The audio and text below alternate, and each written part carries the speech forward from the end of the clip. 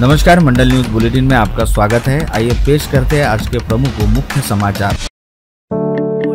प्रभाग रचना व अन्य पिछड़ा वर्गीयों के आरक्षण जैसे विविध मुद्दों के चलते विगत कई वर्षों से अधर में लटके राज्य के स्थानीय स्वायत्त निकायों के चुनाव का आखिरकार मुहूर्त निकल गया है, जिसके चलते आगामी सप्ताह में पहले चरण के तहत 246 नगर पालिकाओं व 42 नगर पंचायतों के चुनाव की घोषणा हो सकती है तथा पूरा अनुमान है कि आगामी 4 या 5 नवंबर को नगर पालिका व नगर पंचायत चुनाव की आचार संहिता भी घोषित हो जाएगी।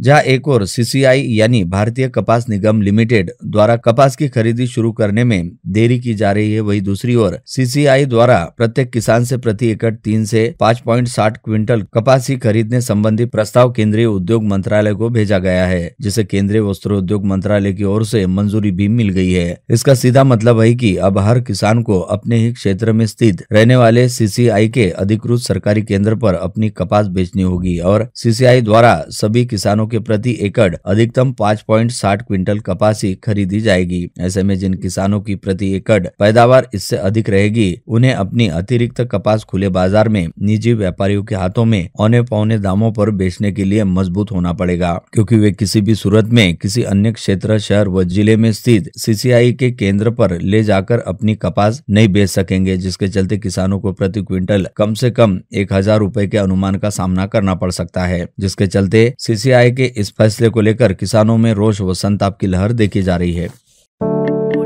अमरावती महानगर पालिका में जन्म मृत्यु प्रमाण पत्र की दुरुस्ती के नाम पर फर्जी प्रमाण पत्र जारी हुए है, जिसके चलते 505 लोगों के खिलाफ एफआईआर दर्ज की गई। इसके साथ ही यह सवाल भी अब अपने जगह पर बना हुआ है कि जब मनपा के जन्म मृत्यु पंजीयन विभाग से पूरी प्रक्रिया ऑनलाइन की जाती है, तो जाली दस्तावेजों के आधार पर बनावटी जन्म मृत्यु प्रमाण पत्र जारी कैसे हुए, जिसका जवाब खंगालने पर पता चला कि मनपा के बुधवारा स्थित जोन कार्यालय से इस पूरी गड़बड़ी का सीधा कनेक्शन है और एक ठेका नियुक्त कर्मचारी को अमर्यादित अधिकार दिए जाने के चलते यह मामला घटित हुआ है। जन्म मृत्यु के फर्जी प्रमाण पत्रों के व्यवहार में रोजाना ही लाखों रुपए की हेराफेरी हुआ करती थी। यह बात एफआईआर दर्ज होने के बाद अब कई कर्मचारी खुले तौर पर बोलने लगे हैं। साथ ही इस पूरे प्रकरण के पीछे मुख्य मास्टरमाइंड कौन है, इस बात का पता लगाना पुलिस सहित प्रशासन के लिए काफी कड़ी चुनौती है।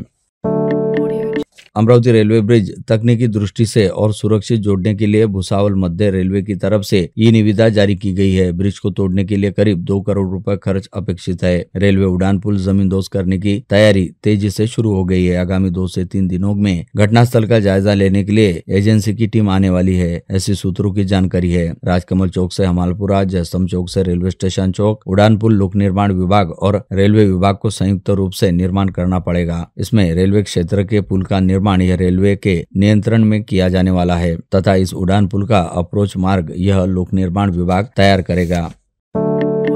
शिवसेना उबाटा के पार्टी प्रमुख उद्धव ठाकरे तथा मनसे प्रमुख राज ठाकरे की संभावित युति को लेकर अपनी प्रतिक्रिया देते हुए भाजपा नेत्री व पूर्व सांसद नवनीत राणा ने कहा कि दोनों भाई केवल सत्ता के स्वार्थ तथा अपनी दुकानदारी को चलाने हेतु एक साथ आने पर मजबूर हो गए, ताकि उनकी तोड़ीबाजी का व्यवसाय जमकर चलता रहे। इसके साथ ही पूर्व सांसद नवनीत राणा ने कहा कि शिवसेना प्रमुख बालासाहेब ठाकरे की एक ललकार पर पूरा महाराष्ट्र एकजुट होकर उनके पीछे चलने लगता था। आज उन्हीं के बेटे उद्धव ठाकरे ने पार्टी को सड़क पर लाकर खड़ा कर दिया तथा उद्धव ठाकरे की मजबूरी का यह आलम है कि उन्हें हमेशा ही किसी न किसी का सहारा लेकर मतदाताओं के बीच वोट मांगने के लिए घूमना पड़ रहा है।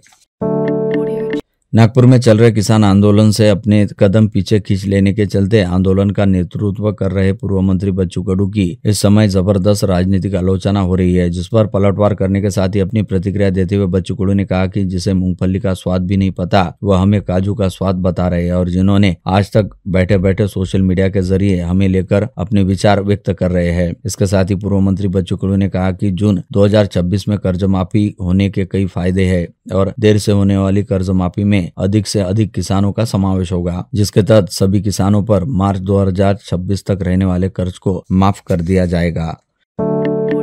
आगामी सोमवार 3 नवंबर को शाम 5 बजे वॉलकट कंपाउंड परिसर स्थित मराठी पत्रकार भवन में अमरावती जिला मराठी पत्रकार संघ के अध्यक्ष तथा दैनिक अमरावती मंडल व दैनिक आपली मातृभूमि के संपादक अनिल अग्रवाल के जन्मदिन के अवसर पर स्थानीय पत्रकारों व मीडिया कर्मियों के मेधावी बच्चों का सम्मान समारोह आयोजित किया गया है। बता दें कि पत्रकारिता क्षेत्र से जुड़े विभिन्न विभागों में कार्यरत पत्रकारों और कर्मचारियों के बच्चों द्वारा शिक्षा, खेल, कला तथा अन्य क्षेत्रों में उल्लेखनीय उपलब्धियां हासिल की जाती है। ऐसे में इन बच्चों के उत्साहवर्धन और उनकी प्रतिभा को सम्मानित करने के उद्देश्य से जिला मराठी पत्रकार संघ द्वारा संपादक अनिल अग्रवाल के जन्म दिवस निमित्त पत्रकारों व मीडिया कर्मचारियों के मेधावी बच्चों का सम्मान करने हेतु 3 नवंबर को यह सम्मान समारोह आयोजित किया जाता है।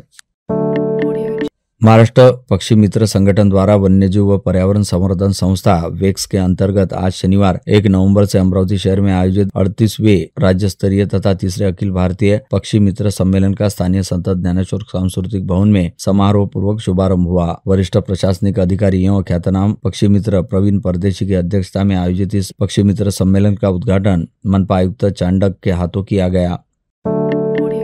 आगामी समय में होने जा रहे जिला परिषद, पंचायत समिति, नगर परिषद व नगर पंचायत के चुनाव सहित आगामी वर्ष में होने वाले अमरावती के संभागीय शिक्षा निर्वाचन क्षेत्र व नागपुर के संभागीय स्नातक निर्वाचन क्षेत्र के चुनावों को ध्यान में रखते हुए भाजपा द्वारा गत रोज नागपुर में अपने पदाधिकारियों की विदर्भ स्तरीय बैठक बुलाई गई थी, जिसमें विदर्भ क्षेत्र से वास्ता रखने वाले पार्टी के जिलाध्यक्षों, महामंत्रियों तथा प्रदेश पदाधिकारियों सदस्यों को आमंत्रित किया गया था। बैठक में अमरावती जिले के पदाधिकारियों की भी अच्छी खासी उपस्थिति रही। बैठक में पूर्व पालक मंत्री प्रवीण पोटे पाटिल, प्रदेश पदाधिकारी दिनेश सूर्यवंशी, जयंत डेहनकर, शिवराय कुलकर्णी, तुषार भारतीय, जिलाध्यक्ष रविराज देशमुख, पूर्व विधायक प्रभुदास भिलावेकर, नितिन गुर्दे आदियों का समावेश रहा।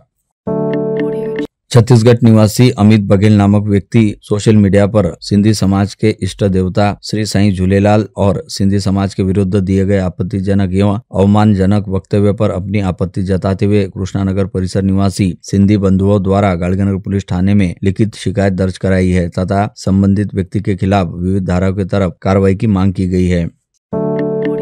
हर वर्ष की तरह इस वर्ष भी देव उठनी एकादशी पर श्याम बाबा का जन्मोत्सव बडनेरा में बड़े ही धूमधाम से मनाया जा रहा है। शनिवार 1 नवंबर की शाम 5 बजे भव्य निशान यात्रा निकाली जाने वाली है। चौराहे को आकर्षक रोशनाई से सजाया गया। निशान यात्रा के दौरान भव्य आतिशबाजी भी की जाने वाली है। बडनेरा के राजतिलक श्याम मित्र परिवार द्वारा तैयारियां पूर्ण कर ली गई है। शनिवार 1 नवंबर को खाटू श्याम जी के जन्मोत्सव निमित्त बडनेरा शहर में भव्य निशान यात्रा निकाली जाने वाली है। सब्जी मंडी स्थित पौराणिक श्री लक्ष्मीनारायण मंदिर में कार्तिकोत्सव 30 अक्टूबर से बड़े उत्साह के साथ शुरू हो गया। रविवार 2 नवंबर को शाम 7 बजे संगीत कार्यक्रम भक्ति रंग का आयोजन किया गया। विना म्यूजिक इवेंट की गायिका विनायकी देशमुख और अमरजीत वानखड़े भगवान के समक्ष प्रस्तुति देंगे। इस संगीत कार्यक्रम भक्त रंग में दैनिक अमरावती मंडल और दैनिक अपनी मातृभूमि के संपादक तथा श्री लक्ष्मीनारायण संस्थान के विश्वस्त अनिल अग्रवाल भी उपस्थित रहेंगे। मंगलवार 4 नवंबर को शाम 7 बजे प्रसिद्ध गायिका विद्या नितिन व्यास दलाल के गायन का आनंद श्रोताओं को मिलेगा। संगीत कार्यक्रम के मुख्य अतिथि श्री लक्ष्मीनारायण संस्थान के अध्यक्ष एवं प्रसिद्ध वकील प्रशांत देशपांडे होंगे। 5 नवंबर को शाम 6 बजे श्री का भव्य रथ यात्रा समारोह आयोजित की गई।